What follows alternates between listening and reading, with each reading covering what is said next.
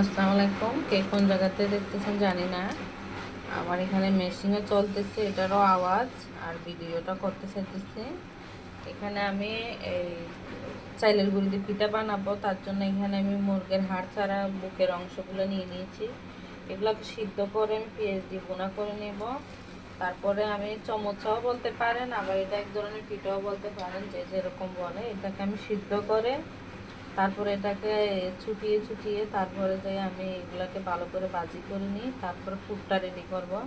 এই জন্য আমি আগে মাংসটা সিদ্ধ করে নেব। ঢাকনা দিয়ে রেখে দিতেছি।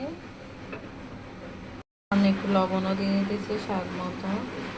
পুরটার জন্য এখানে তেল দিয়ে দিতেছি।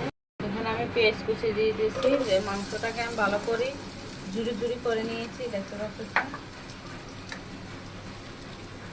কাঁচামরিচ আর পেঁয়াজের কলি আছে, এগুলা দিয়ে আমি পুরটা রেডি করব।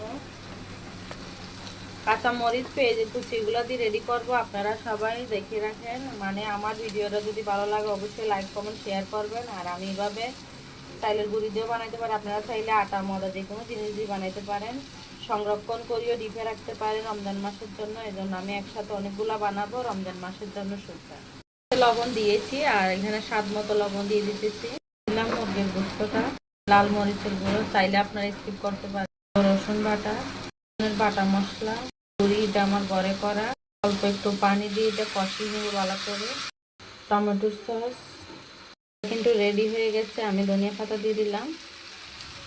আপনাদেরকে পিঠা বানিয়ে দেখাবো। এটা পিঠা ভাপ দিয়েও খেতে পারেন, তেলে ভেজে খেতে পারেন, আপনাদের যেরকম মানে ভালো লাগে আপনারা এইভাবে রেডি করতে পারেন। এটা দিয়ে কিন্তু চমচার মতো বানানো যায়। এরপরে আপনার চারিদিকে এই কাইটা লাগাইয়া রোলের মতো বানাইতে পারবেন। এগুলো আপনারা ফ্রিজেও রেখে সংরক্ষণ করে খেতে পারবেন রোজার মাসের জন্য।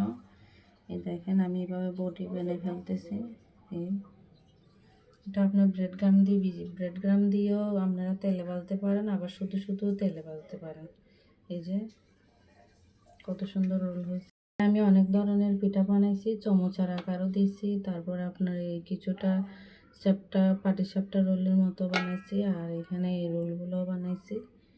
এগুলো আমি ফ্রিজে সংরক্ষণ করব, আর আজকে সন্ধ্যার নাস্তার জন্য আমি আপনাদের সাথে বাকিটা শেয়ার করব। সাথেই থাকুন। দেখেন আমার পিঠা বানানো সবগুলো হয়ে গেছে, অনেকগুলা চমচার আকার আর অনেকগুলা অন্যরকম টাইপেরও বানাইছি। এই যে পিঠার আকার বানাইছি। কেমন হচ্ছে অবশ্যই জানাবেন কমেন্ট করে, কার কিরকম পছন্দ।